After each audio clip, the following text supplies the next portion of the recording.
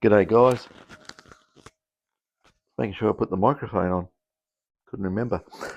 Okay, this is another GP Extreme that I'm doing for a fellow that wants a detector specifically for big, deep gold. And I was going to show you, look, I did a video one or two back called, I think it was the Mighty GP Extreme. Well, this is another Mighty GP Extreme. It's amazing for such an old detector. Um, I suppose it is a bit getting on in age, but they are still probably one of the best detectors for big deep gold out there. This one here. I'll just show you something. What I've done. Remember the 45 I did? We'll call it the drama detector.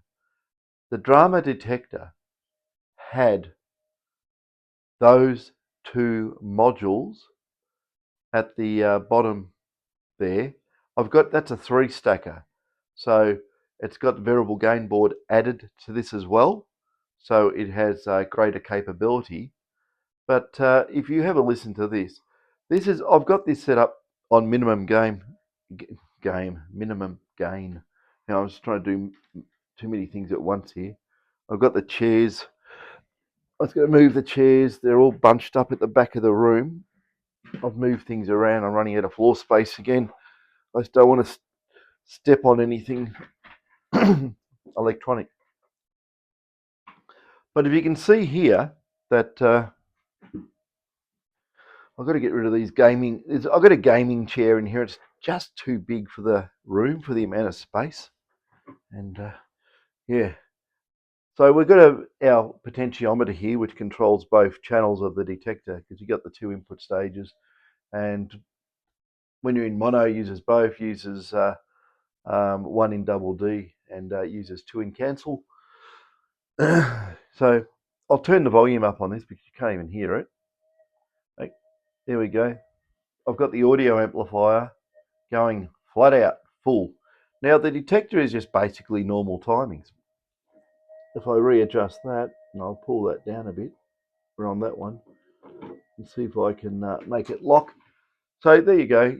We're running normal timings. I don't know if you can see on the oscilloscope there, but normal timings, and the 3 short pulses from the transmitter, factory stock standard, around about 35 microseconds in length. That runs out at about 28 kilohertz or something or other. So we have this detector with what was said to be, well, we all know the whole story. It was a different fault that caused the problem, but because the fellow wanted the modules, the gain and the front end and everything taken out and all the rest of it, I put it in this one. It is running beautifully. I'll just show you. This is running a negative gain. The gain is nowhere near what a normal GP Extreme would be anyway. But I'm going to show you something by running super low noise componentry and the variable gain board. We're going to lift this up because I have to get near the coil. So I'm going to spin that around there. Go up. I've got to go up, and at least this time I can do it. I've got a hand free, so I'll wind this up. This will be a bit of an eye-opener, guys, because people think that these old detectors are, oh, you don't use that, you won't find gold. Actually, you'll have more chance of finding gold than using some of the new ones. I'm not joking. Do I have to say in my opinion? No, I won't say that. But I'll just give you an idea on this. This is basically well under, probably at least 10 decibels under normal gain. And for this, no special modes. I'm just going to use a 0.0025 spec. Will it work? Will a GP Extreme running normal timings?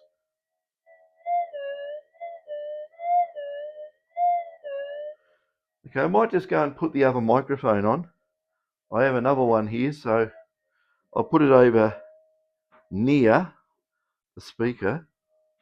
I think it just turn it on like that and it will work. There we go. It's on. So I'll put it over here, not right up near the speaker, but close enough so you can hear it. So this is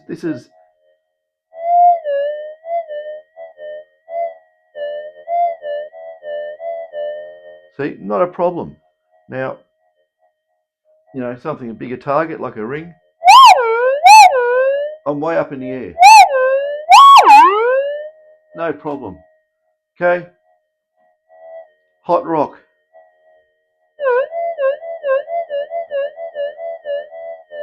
Come on, hurry up.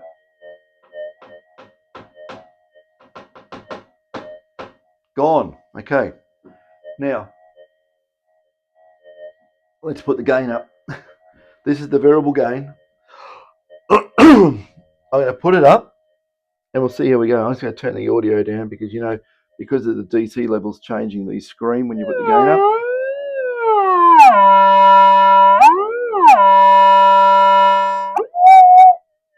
Okay, that's about half. Okay, the critical thing is when you do put the gain up on these, even though I'm in suburbia, of course, the workshop's on and there's a lot of noise. You can probably hear, I haven't tuned it or anything, but anyway, just give you an idea. That burbling noise would not exist out in the goldfield. So even with running the 11 inch double D coil, tiny targets, not a problem. Smaller coil, better response. I mean, this is fairly, you know, it's a GP series coil.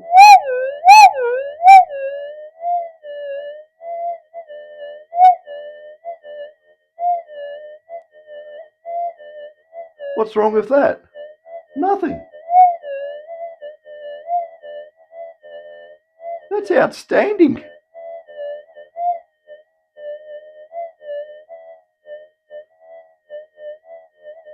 Look at that. I can get it up there. Right? That's tiny. Oh, maybe everyone's saying, oh, but it won't ground balance or something. Yes, it will. It'll work perfect. Okay, I was going to flick it from fixed back into tracking.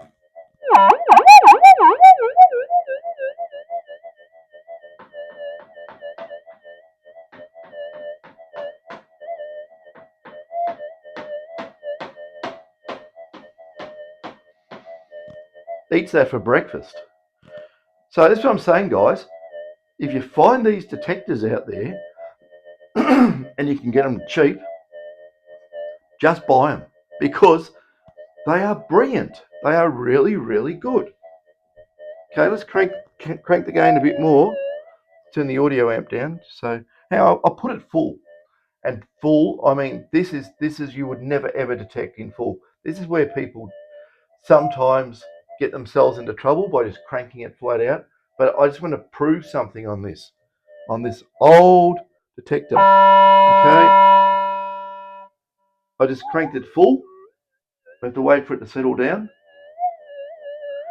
Now it is going to amplify every stray magnetic field in the whole place because there's no way known running that much gain.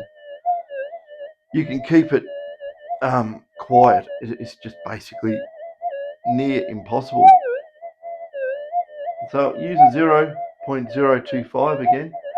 Now the thing is, because it's so burbly and everything's up cranked up to the wazoo, it may hide the signal in the noise. This is what I mean about keeping your detectors quiet.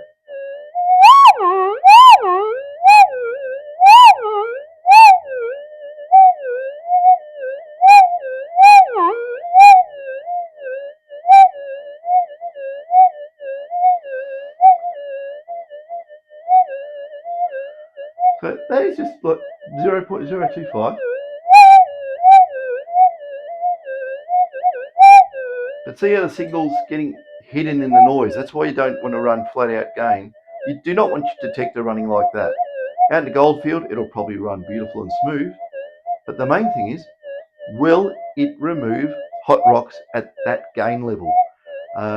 people are probably thinking, oh, no way, it's just going to scream like hell, right? But like I say, this is way crazy amounts of gain. And it's also got the super low noise front end in it. So it's going to have, I think it might get rid of it. I haven't actually tried on full, but we'll see. Stick my buff head down here. I was going to go fix the tracking. Let's see what happens.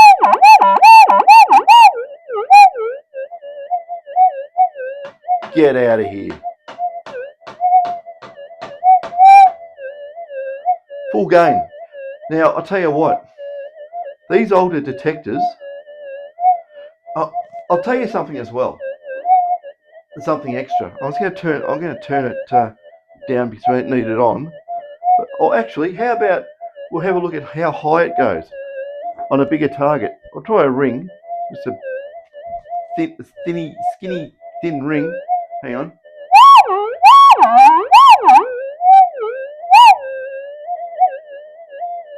Oh, you probably can't see with the camera, but hang on. I'll tilt this upwards. I'll see if we get some height here.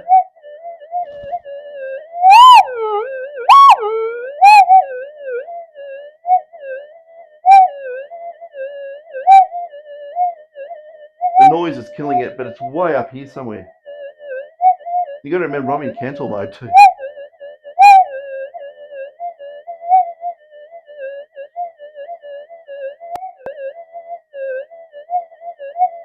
You can hear it in the noise, but the noise is killing it. It won't be anybody who hasn't been detecting won't be able to hear that. And I dare not put it in mono or double D. It's just too much. So turn the gain back down to -10 odd. Now you can sit there and purr. Oh, have a listen. There you go. That's what it would sound like out in the goldfield. Just like that. Turn everything. It is up. I'll turn the threshold up so you can hear it. Yeah, it'd purr like that. It'd purr like a cat. So, but I was going to say, we'll turn this back around.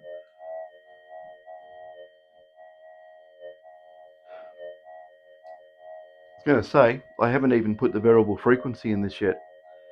So, when I put the variable frequency in, I can make it respond much better to very, very large targets at depth. Absolutely, this will go so deep with a big coil. Put one of our massive drag coils connected to this, and it will be an absolute game changer. Absolute game changer for big, deep gold. I'm talking big. Everyone else is walking over. You'll hear it for a massive big coil and a detector like this in normal mode, normal operational mode. That's the 3 short pulses, 1 big. It's pretty standard. It's been used on all the detectors for so long, so it must have something going for it.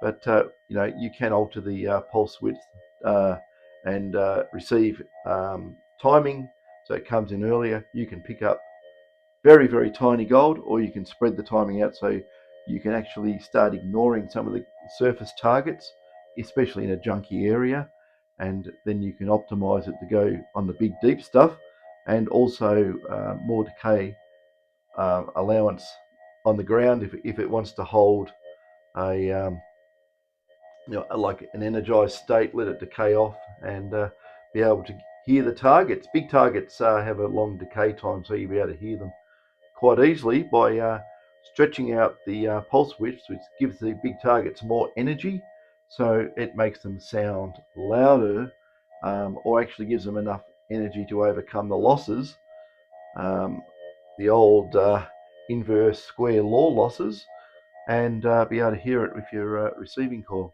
Anyway, it's droning away there. So how about I just turn it off? I don't really need it on.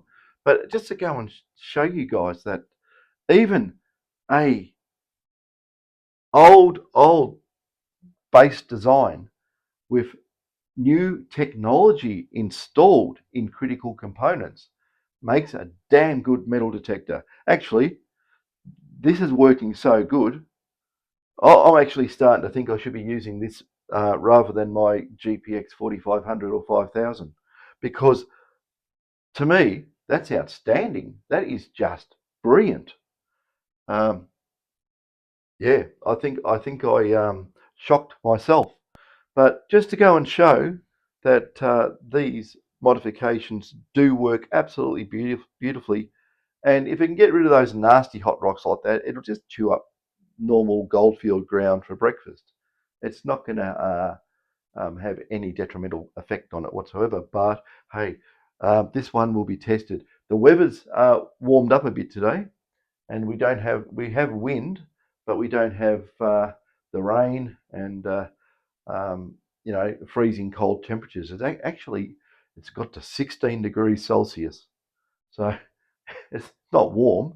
But we're going to have a top today of at 11 o'clock in the morning. It's going to be a top of 19 degrees Celsius. That's a summer's day for Ballarat. Dear me. But this place, for anyone who wants to know, we call it a cold hole. It actually sort of is in a little bit of a depression as you come over the hills from Melbourne. And yeah, and it's all volcanic flow because this was a massive gold area. And the valley, it was protected by 4 volcanic flows, or between 2 and 4, depending where you are.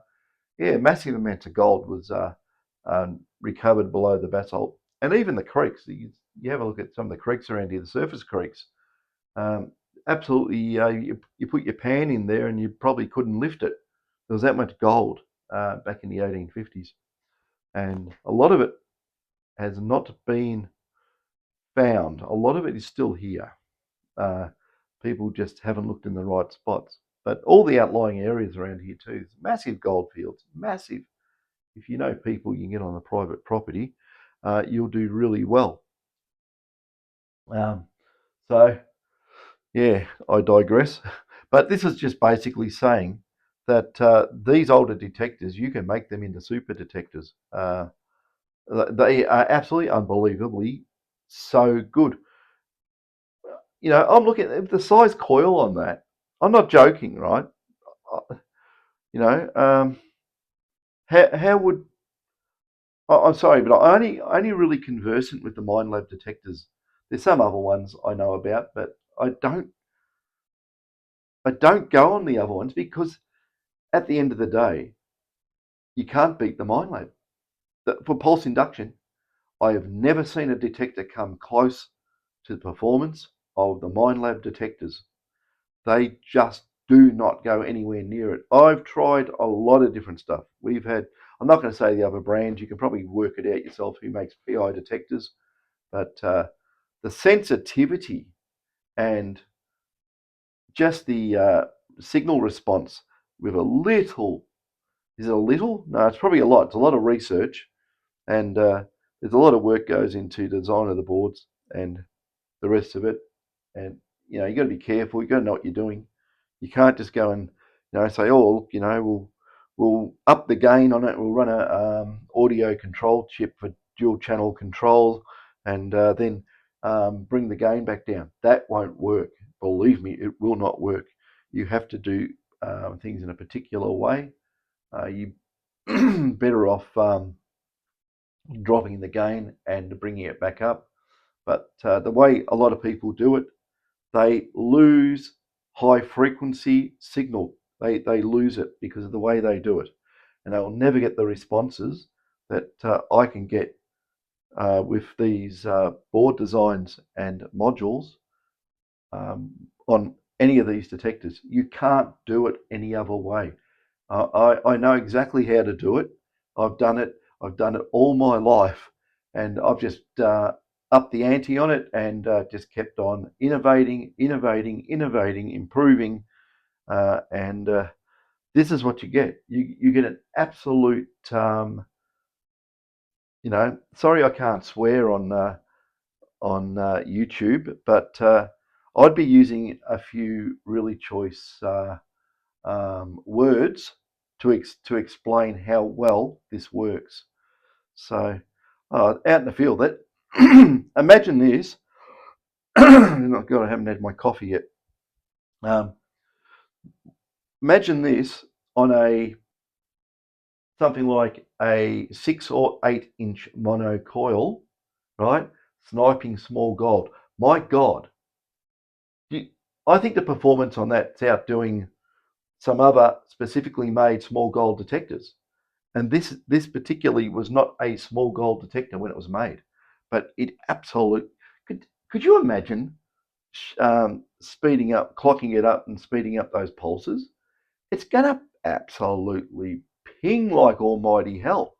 I'm going to build up the interface to add variable frequency into this detector, and when I do that, we'll give it some more tests. I'm going to do lab tests.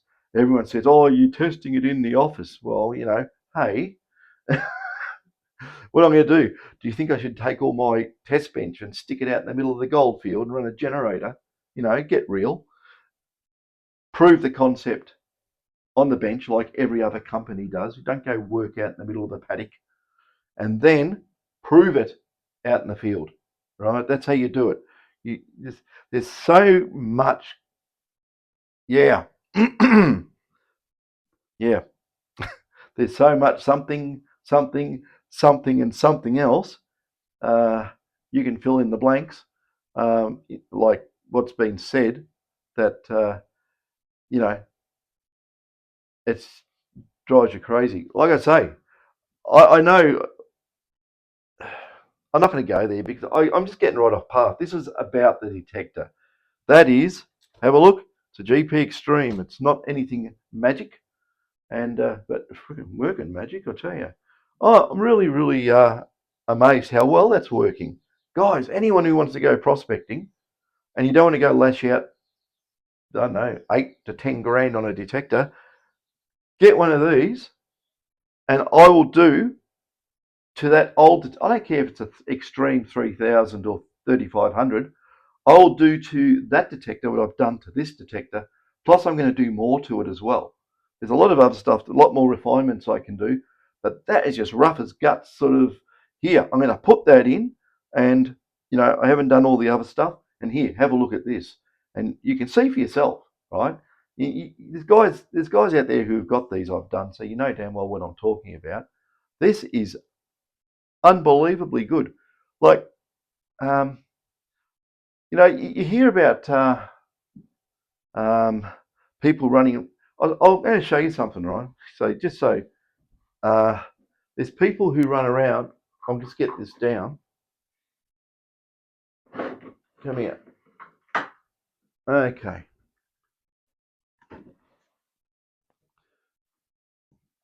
This is in a sad state of affairs at the moment, but that is an F1A4. I'll turn around the other way. That is an F1A4, right? Now, I used to do mods on these ages ago, right? So it's got threshold, gain, volume, and tone and a switch for medium, small, deep. I'd convert that to variable frequency now. But look, these I done a while ago, and it's got 3 different timings in it. A lot of mucking around, a lot of work, right? And these are made to find firing pins for mines, stuff they use in wars. And it was really good for that. When it was made, there's minimal control, so the operator, um, could be an absolute dunce, you know what I'm trying to get at, and not play for anything and stuff it up. So even the on, I had to pinch the on-off switch, I think.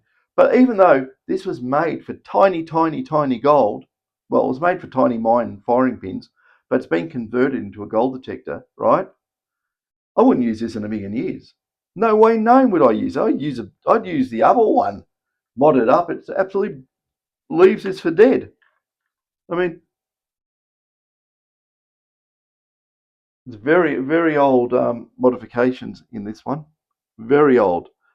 But look, that's what I'm saying about these. You wiggle them around, the wires start falling off on these old boards. Yeah, they just break off. I bet you if I go, it'll just fall off. But there's an F1A4. It does work, but I needed a power switch for something else. Obviously, I've taken it out, and yeah, I've disconnected something else for it. Oh, something in there. But like I say, Oh, I even put a ground track connection on it, so you can plug a handle into it and remote ground balance. But like I say, they're good, but they're not good on big deep gold. I'll tell you that right now. So if you're just using tiny gold, but that GP Extreme kills an F1A4, kills it massively, massively better in every aspect. So that can go back up there and can be an old antique display piece or something. I don't know. But yeah, um, that has come up so well. And as you can see, I don't know if you have a look here. I've got something on the go. I'll just aim up a little bit on it so you can see it. I just put it in that little drawer there. You see that there right in the middle of the screen? That one there? That is the 5000. That's my own 5000. And can you see the big stack of boards in that? That's an absolute whopper, that one. I'll show you the performance of that later on. But that it's I can do more to it. It's actually done, but I can do more to it. It is an absolute ripper as well. But I'm just saying that these cheaper detectors like the GP Extremes, the GP 3000, GP 3500, you can get in there, completely modernize it, add functionality that it didn't have, and you have got one hell of a detector. So, you know, it's we should call it GP Extreme, standard model, and that can be the A model or the B version or something. I don't know. People people call their mods, what do they call them? Like the word is. Look, I just don't deal with it. So the word escapes me. Like, hang on, level 1, level 2, level 3, level 4. I mean, what does that mean? Just do everything you can to it. Don't half-ass it. Just do the whole lot. But yeah, sorry. People have fired me up, so I'm going to fire back, right? For the past drama. But yeah, I'm getting over that now. And thanks, guys, for the massive amount of support. I absolutely gobsmacked by the amount of support, especially from existing customers, people who've known what has been going on, and either left comments on my videos or sent direct messages, and I even messaged Dave over it too. So, and phone calls as well. Dave cops all the phone calls because I try to avoid giving out my phone number, and only a very few choice people get my phone number, or else it'll just be ringing all the time, and I won't get any work done. And this is stopping me doing work as well, of course. But I need to get the information out there to what is available. If I don't do these videos, you'll never know. So at the moment, we've got a stack of detectors. We can go out there and we're going to probably go, I'll contact Dave. If the wind dies down a little bit, we're running 20 kilometre an hour winds, and that can make the audio a bit iffy. But if I'll contact Dave, and if it gets up around 11 o'clock, I will be going out. We'll be going out to the goldfields, and we'll be running all these and testing side by side, and just showing you what they all do, different models with different upgrades of different levels, and you can all see. And we'll show you it against a standard detector. Really good standard detectors too. They're not bodgy, crappy ones. They are in their field of detectors. They are good. They are really, really good. So that's where we are. Yeah.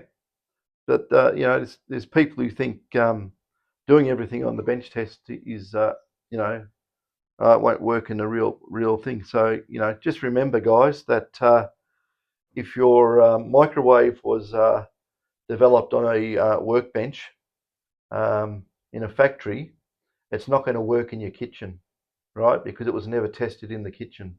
Okay, that's the logic, right? Stupid.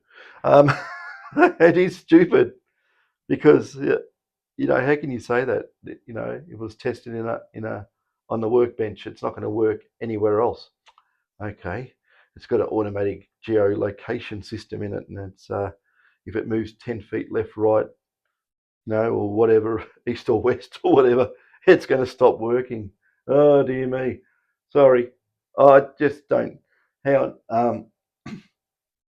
What's a fellow used to was a mentor of mine years and years ago, and he said, what did he say? He had a saying. It was saying, "Don't suffer fools," or something like that. Don't suffer fools. Um, yeah, something like that. He was a cantankerous old, yeah, starts with a B, ends in D, and yeah, but he was friggin' smart. My God, he was smart. I worked with him on a lot of RF radio communication type projects. Uh, and yeah, oh my God, yeah, he was a really smart guy, but basically drunk himself to death. He drank the profits. But another story for another day. Not saying any names either, but yeah, no one local. But yeah, there we go with that anyway, guys. I'm just waffling on now, so I don't want to waffle on too much because yeah, people will say he waffles on too much. But I do waffle on, don't I? Because yeah, I'm just yeah, sorry, just full of ideas and full of yeah, massive amount of stories I have, and sometimes they percolate out, so can't keep them in. Um, yeah, but yeah, I'm amazed how good that is. So you've probably forgotten now. I've waffled on so much, you've forgotten how good it worked. But anyway, next time you see it, we're going to take it out in the field. Anyway, catch us.